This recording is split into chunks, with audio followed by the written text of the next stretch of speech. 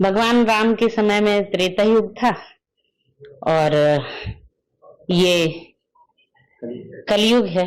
तो कलिकाल में समय तो अवश्य ज्यादा लगा, परंतु सच उस समय भी जीता था और सच इस समय भी जीता है।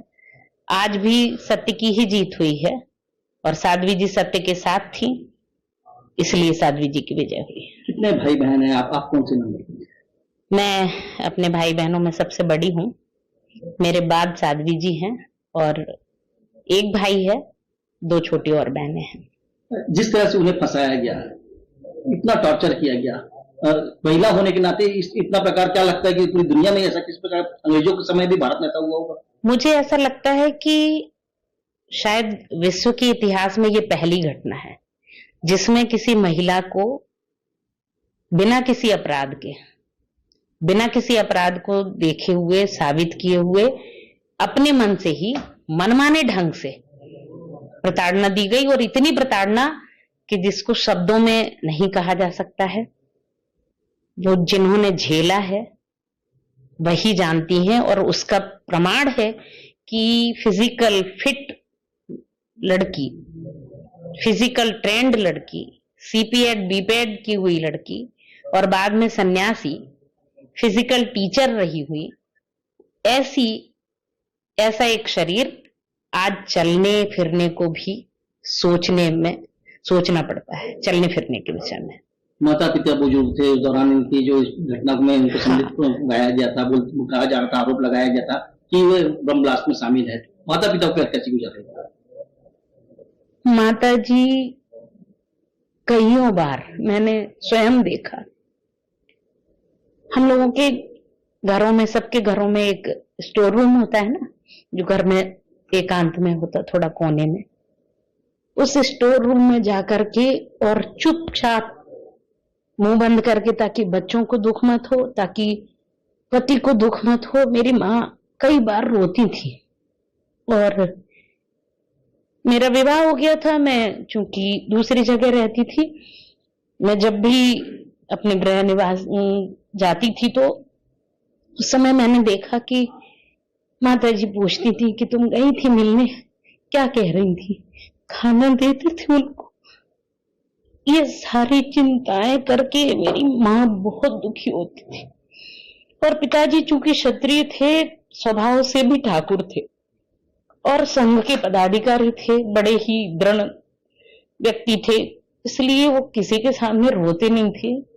पर अपने बच्चे की चिंता जानवरों को भी होती है, वो तो मनुष्य थे और उनका मन रोता था।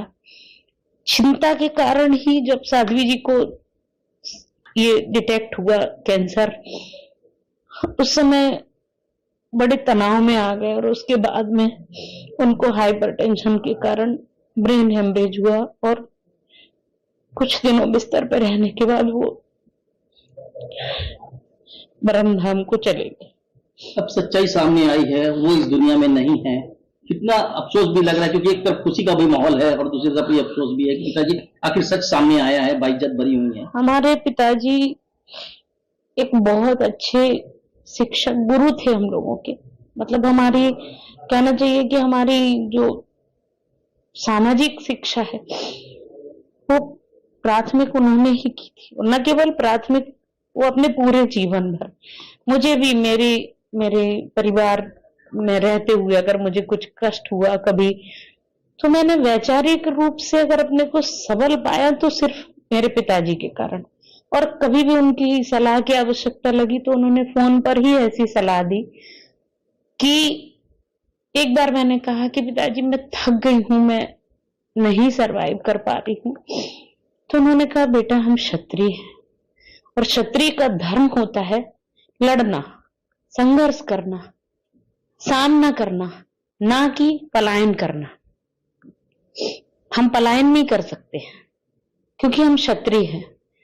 तो इस तरह के उनके सिद्धांत थे और उन्हीं सिद्धांतों के तहत उन्होंने हम सभी भाई बहनों का पालन पोषण किया था और साध्वी जी तो अक्षरशः उनकी बातों पर चलती थी। एक हिंदुत्व होने का जो इतना बड़ा, हिंदुत्व को अलग लगाने का इतना बड़ा आरोप लगा और बाइज्जत भरी हुई है, इतना बड़ा आरोप से भरी हुई है, कैसा महसूस? बहुत प्रसन्नता है और पूरा परिवार हमारा प्रसन्न है। लंबे समय से हम लोग इस क्षण की प्रतीक्षा में थे कि एक दिन वो समय आएगा जब सत्य की जीत होगी, और आज सत्य की जीत हुई है। साध्वी जी सत्य के साथ थी, इसलिए सत्य की जीत हुई है।